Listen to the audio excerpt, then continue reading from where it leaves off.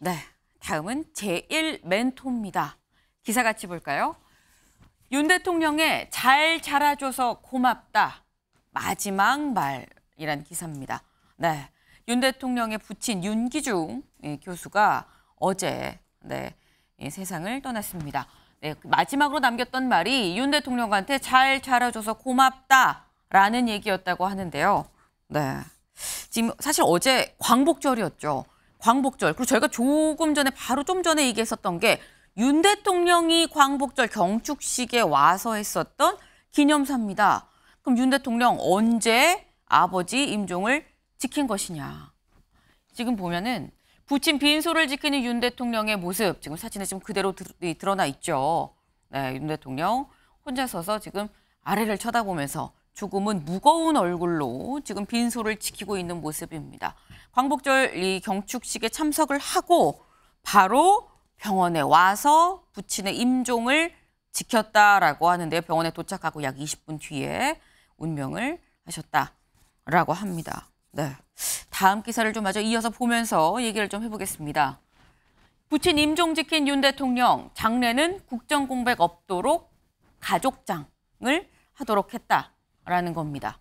네, 일단 대통령이 부친상을 당한 경우가 이번이 처음이라고 하죠. 그러다 보니까 그럼 이럴 때 어떻게 하는 거야? 국정 공백은 이란 생각이 들 수 있는데 일단 가족장으로 하기로 했다라는 겁니다. 아까 저희 일면 소개에 살짝 나왔습니다만 그래서 18일 날 있을 이 캠프 데이비드에서 있을 한미일 이 정상회의도 그대로 이 차질 없이 할 것이다라는 건데요.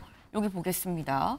광복절 경축식 마친 후 병원에 방문을 했고 잘 자라줘서 고맙다 마지막 말이 있었고 한미일 정상회의 18일 날 예정대로 하기로 했다라는 건데요. 윤 대통령 사실 그동안 아버지 얘기를 상당히 여러 번 언급을 했었습니다. 아버지와 함께 했었던 그리고 아버지를 언급했던 그 모습 저희가 좀 영상으로 묶어봤는데요. 같이 보고 오시죠. 오늘 부친분과 함께 오신 이유가 있을까요?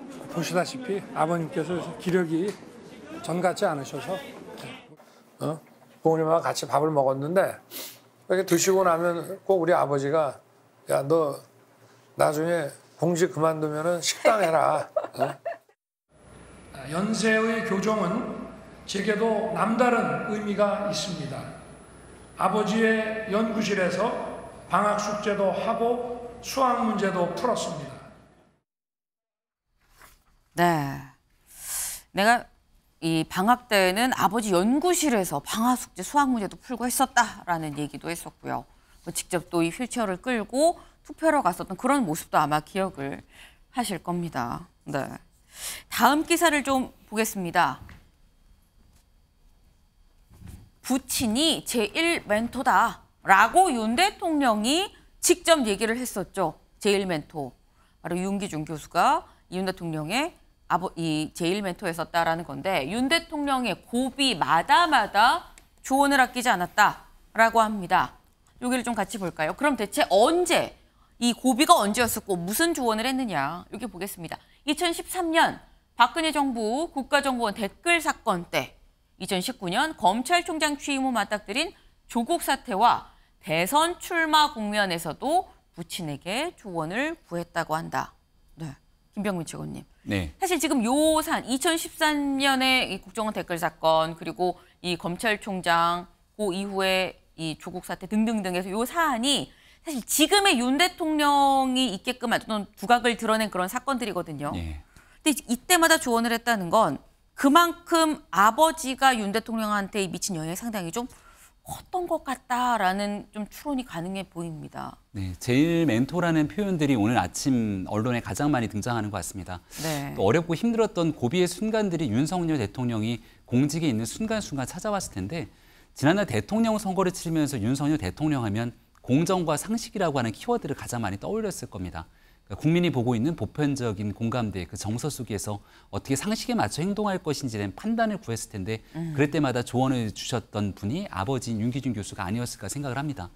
저도 대통령 선거하는 기간 동안 이제 대변인 활동을 하면서 여러 가지 얘기를 나눈 적이 있었는데 아버지에 대한 정이 남달랐다는 기억들이 많이 납니다.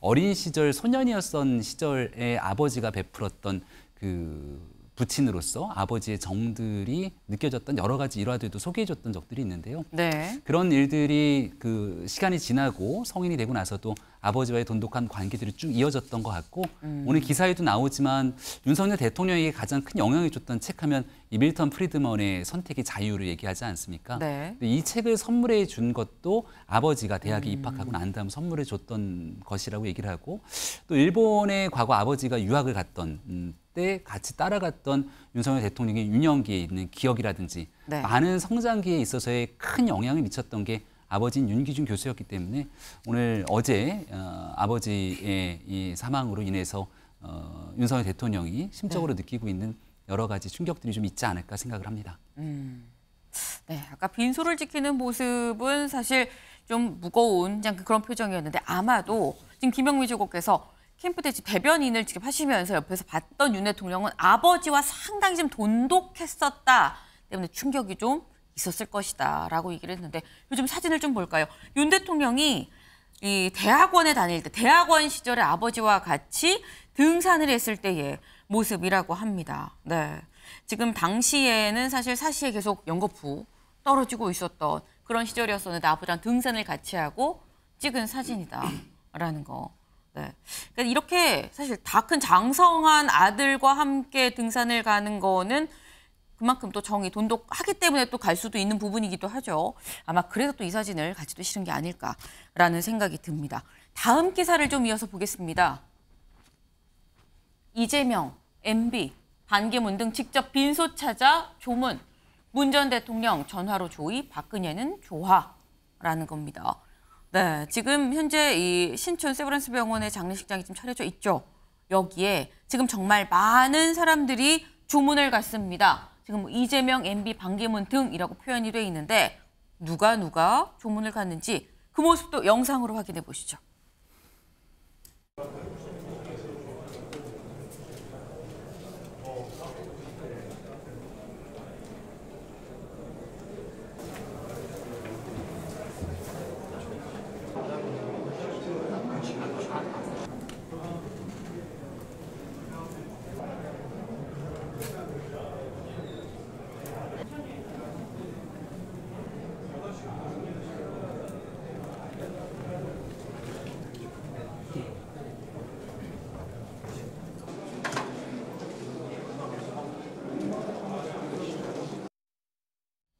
네, 지금 뭐 영상으로 확인을 하기에도 우리가 보통 뉴스 틀면 나오는 정말 많은 사람들이 다 지금 조문을 갔습니다. 그런데 그 많은 사람들 중에서 유독 눈길이 가는 사람, 김병욱 의원님. 이재명 대표가 이제 박광원 원내대표 등과 함께 지금 지도부랑 같이 지금 조문을 간 것 같아요. 네. 근데 보니까 기자들이 이제 오면은 몇 시 몇 분에 들어갔다, 그리고 몇 시 몇 분에 나왔다. 안에서 무슨 말씀하셨습니까를 꼭 물어보거든요. 근데 한 18분 정도 소요가 됐더라고요. 이재명 대표가 안에 들어가서 이 조문한 시간이. 이 안에서 따로 윤 대통령과 좀 얘기를 했을까요? 뭐 무슨 만약 얘기를 했다면 무슨 얘기를 했을까요? 어떻게 보십니까? 뭐 별다른 얘기는 없었을 것 같습니다만 조의를 표한다는 말씀하고 네. 잘 마무리하시고 한미일 정상회담 잘 다녀오시라 뭐 이런 정도가 나왔을 지 않을까 생각하고요. 네. 그 같이 배석했던 박광원 원내대표 말씀은 그냥 조문만 하고 서로 말씀도 없이 나왔다 이렇게만 알려져 있습니다. 네. 아, 별다르게 얘기를 하진 않았을 것이다. 사실 서영조 의원님. 네. 이재명 대표와 윤 대통령 지금 여기 사진을 보면 두 사람 다 눈을 지금 쳐다보고 있거든요. 두 사람이 이렇게 가까운 지근거리에서 눈을 쳐다본 게 얼마만일까라는 생각도 듭니다. 처음이죠. 제가 알기로는 처음 같아요. 네. 뭐 일단은 대통령 부친이 이제 작고하셨기 때문에 슬픈 일이고요. 뭐 위로할 일이지만 이렇게 이제 대통령과 야당 정치인의 어떻게 전에 눈을 마주치고 있는 게 이 조문에서 만나야 된다는 자체가 좀 불행한 일 같아요.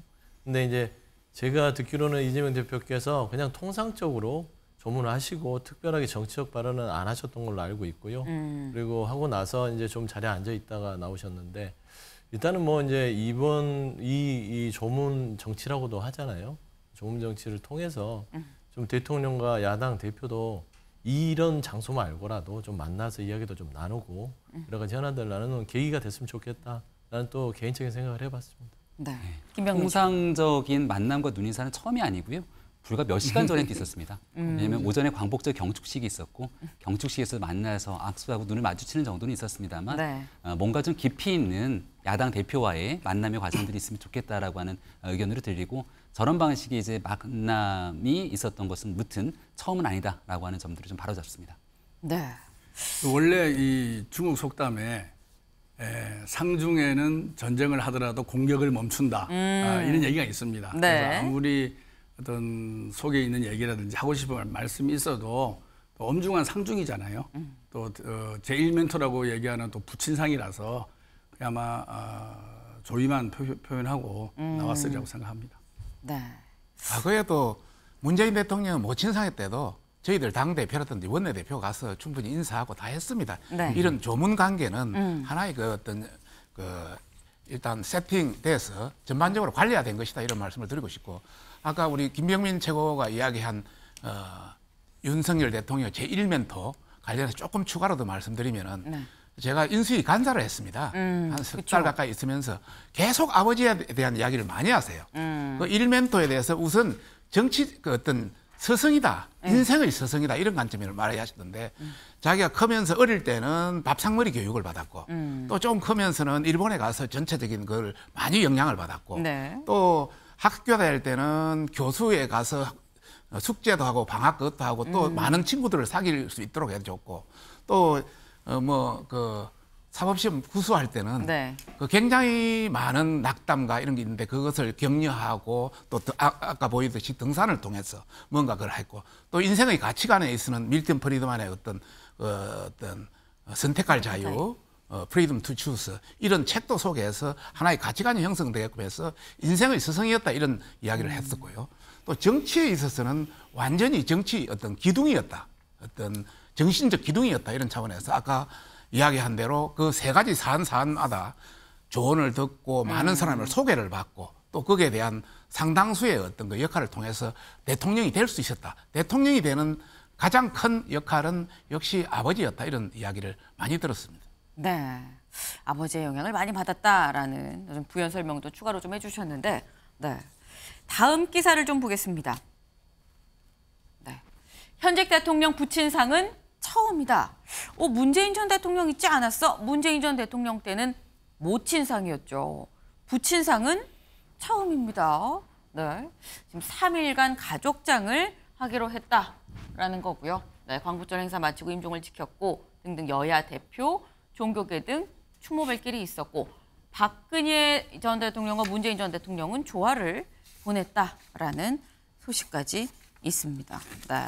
지금 3일 가족장을 치르고 17일에 바로 이제 미국으로 이제 출발을 해서 18일 있을 한미일 정상회의에 예정대로 참석을 한다고 하니까요. 네, 일단 이 고인의 명복을 좀 빌면서 어쨌거나 국정 운영에 좀 차질을 빚지 않도록 가족장으로 결정을 한 윤 대통령의 결정도 존중을 한다라는 말씀을 좀 드리겠습니다.